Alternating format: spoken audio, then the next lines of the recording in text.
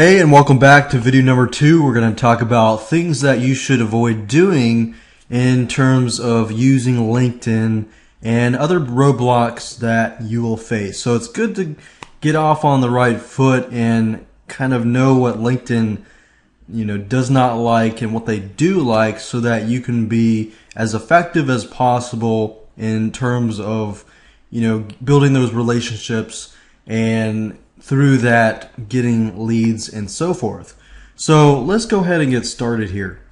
So you want to have the mindset of quality over quantity. And while that is quite obvious, it's easy to want to do a lot and build a large network and this and that. But you really need to think of quality over quantity. So instead of trying to do a lot of stuff, just do a few things that are right, and you'll begin to see some results.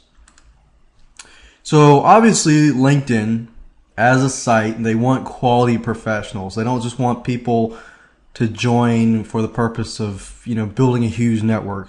They want people who are serious about finding other professionals. So if you understand that, then you in a way understand what they are expecting from you. Now, obviously, if you go against the grain and you go against LinkedIn and their rules and their regulations, then you're probably going to receive a message that says this: we have recently noticed a large number of page searches and profile views through your LinkedIn account. We are aware that you may be using automated or manual process to systematically view LinkedIn pages. So what that means is basically you're either there's too much activity in your account that it's unusual for the regular person to do. And because of that, and you're trying to game the system and so forth. So they are aware of people that are trying to game the system. Now, a lot of people receive this message even though they are not marketers, they are not people that are trying to game the system. They just get their accounts suspended or canceled or deactivated because they happen to fall into a certain category. So I want to make sure that you get up on the right foot.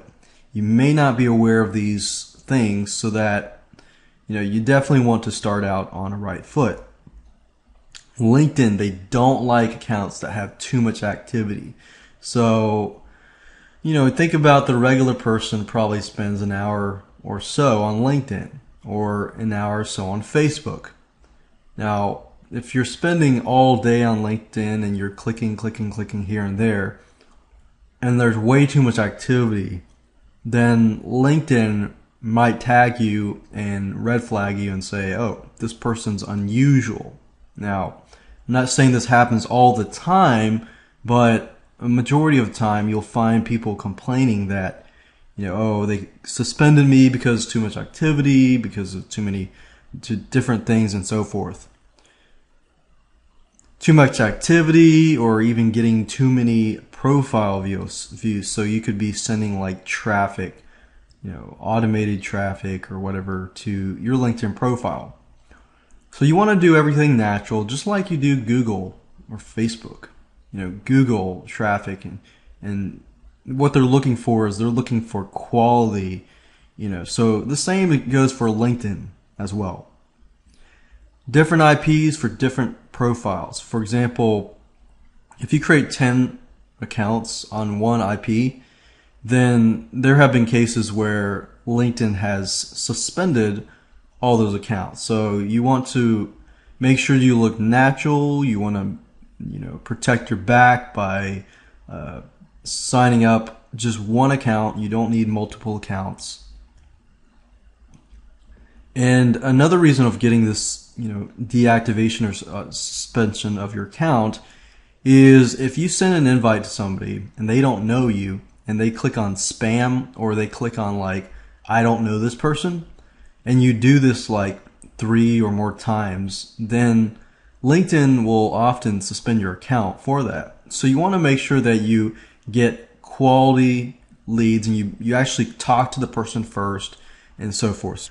So we'll talk about that in the later videos on how you can grow your network naturally and start conversations and so forth and build relationships from that point. So you definitely want to avoid, like Facebook, trying to build your network fast and trying to get all, these invites out, because you definitely don't want to do that with LinkedIn.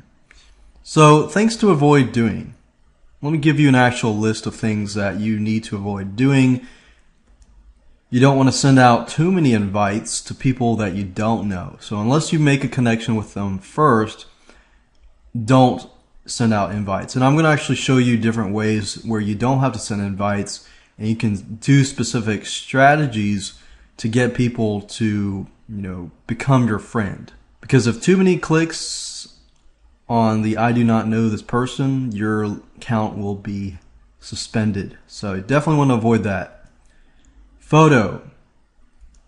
Use your own personal photo, your face. Do not use a logo and do not use a poor photo. I think professionalism here in LinkedIn. So if you have a profile and somebody looks at your profile and it's not a face, that's what LinkedIn is not looking for. They're not looking for company logos on profiles and so forth, unless it's like a group or something.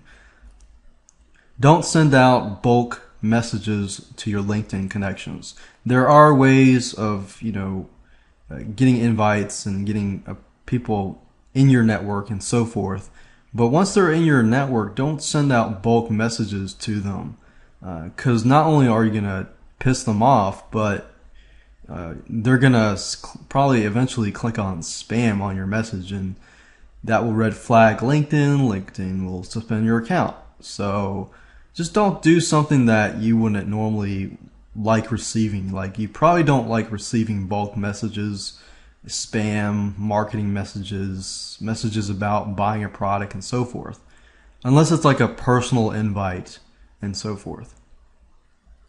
So think quality over quantity. People hate spam. LinkedIn does as well.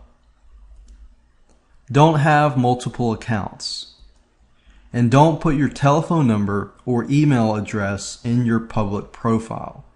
LinkedIn obviously wants people to become your friend first, and then you can communicate with them. Whatever you do within your message box is entirely up to you, depending on the guidelines and so forth. So you can provide that information when you actually talk to the person, and that's it's just better doing that anyways, because you actually grow that relationship as well.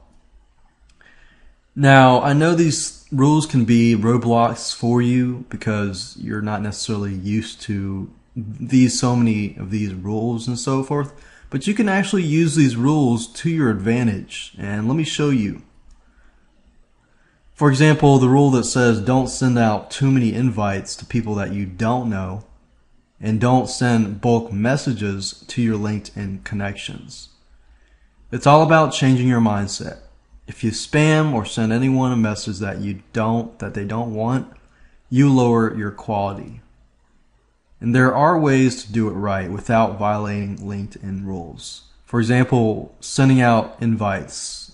You'll be able to do that with recommendations and so forth. So don't send out too many invites. The solution for that is to find people, make a connection, start a conversation, build a relationship with them, and then move from that point on. And another solution is recommendations. By giving people recommendations, they will basically become your friend and so forth. Now, how do you give a stranger a recommendation? Well, that answer will be answered in the future videos in the strategy section, where we talk about how to get people to become your friend and how to get people to like you and so forth. Photo, you definitely want to choose a professional picture of you. And profile, I said this earlier, but you want to create a profile that answers questions for your target audience.